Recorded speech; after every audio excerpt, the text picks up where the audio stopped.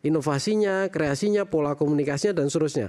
Nah, kemudian orang kan mengenal RK tidak hanya tokoh figur dari wali kota Bandung, gubernur Jawa Barat, tapi tokoh nasional kan gitu.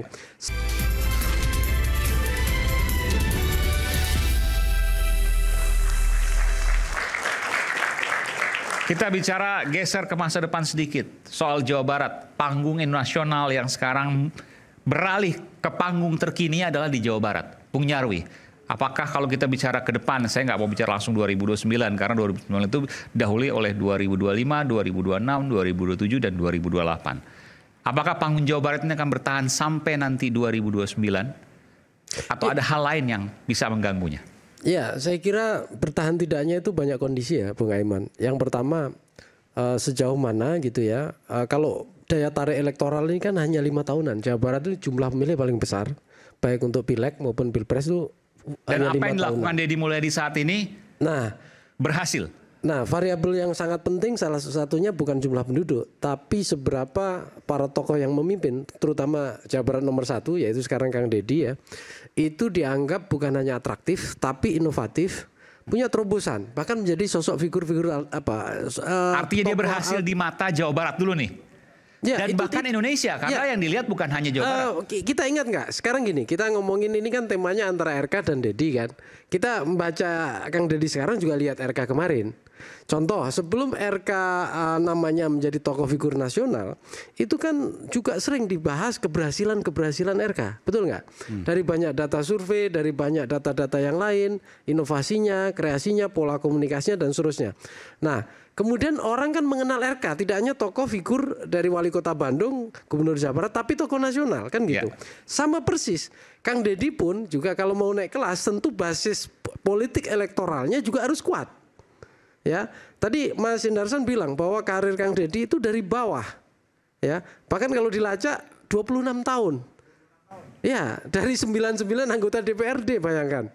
Ya, ini lama sekali. Nah, dan dia juga backgroundnya dari kampung. Ya, nah pertanyaan berikutnya adalah sejauh mana dia ini mampu menjadi idol, figur, tokoh idola di Jawa Barat. Sekarang sudah menjadi idol?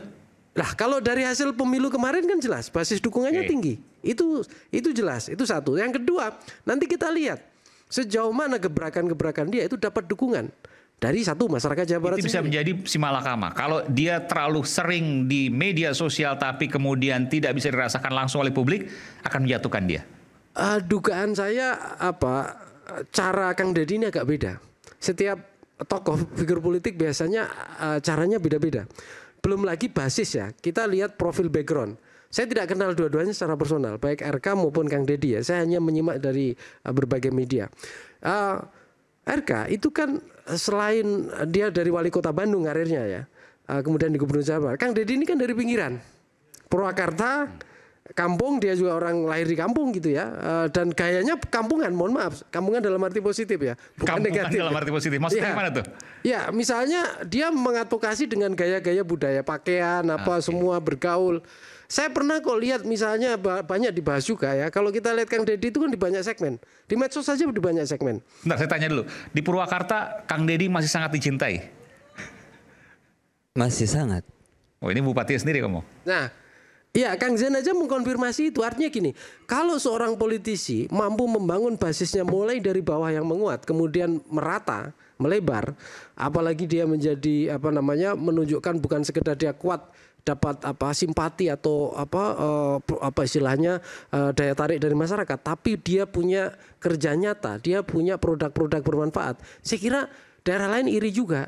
Dan saat ini kalau kita bicara, katakanlah misalnya pilkada nanti 2029, Deddy Mulyadi dengan Ridwan Kamil, udah nggak apple to apple sekarang? Oh, iya. Sekarang kan gini ya, RK posisinya kan begini. Sementara Kang Deddy udah menanjak ke atas. Tentu dalam politik, sini sama dalam selebriti politik ya, biasanya kalau dia berhadapan-hadapan, itu bukan hanya zero sum game. Artinya jumlah kalau 100, kalau ini dapat 70, maka lainnya kan sisa. Tinggal 30, nggak bisa nambah lagi.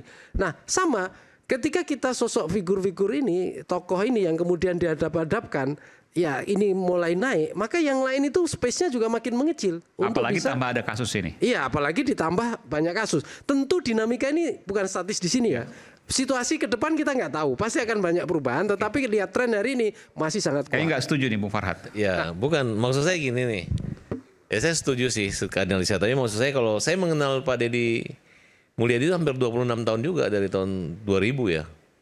Sejak DPRD waktu. Ya, di DPRD di Purwakarta gitu. Dan saya tahu ya termasuk beliau orang sederhana, rendah hati. Dan beliau nggak pelit untuk melakukan aksi promosi daerah dan lain sebagainya. Sekalipun harus berbayar. Nah, termasuk bergaul dengan kalangan-kalangan selebritis maupun artis yang memiliki massa banyak. Nah, jadi bahkan kalau mungkin ya, ini kan namanya politik. Pak Deddy juga harus berterima kasih sama Pak Ridwan Kamil.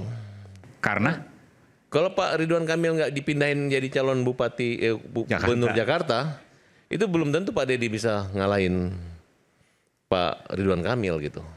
Dan Ridwan Kamil juga bukan gara-gara dia kalah, karena dia kalah di Jakarta paling 1%, 2% aja, 1% nggak sampai.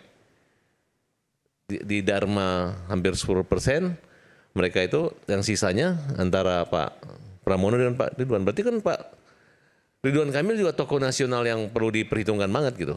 Yang nggak tahu nanti apakah dia akan kembali ke sana. Dan kita tidak boleh juga menyimpulkan bahwa saat ini Pak Deddy naik, Pak Ridwan turun. Enggak juga gitu. enggak juga. Enggak. Di mana teorinya? Ya karena ya Pak, saya sampaikan Pak Bupati, sampaikan ke Pak Deddy ya. Pak Ridwan adalah juga tokoh Jawa Barat. Ya, kita saat ini beliau juga punya kepentingan ini menyangkut Jawa Barat. Namanya manusia itu ada salah, ada hilapnya. Tuhan saya Maha Pengampun gitu. Nah, jangan pemilu masih tahun 2029, sekarang sudah ada hal-hal yang membandingkan gitu.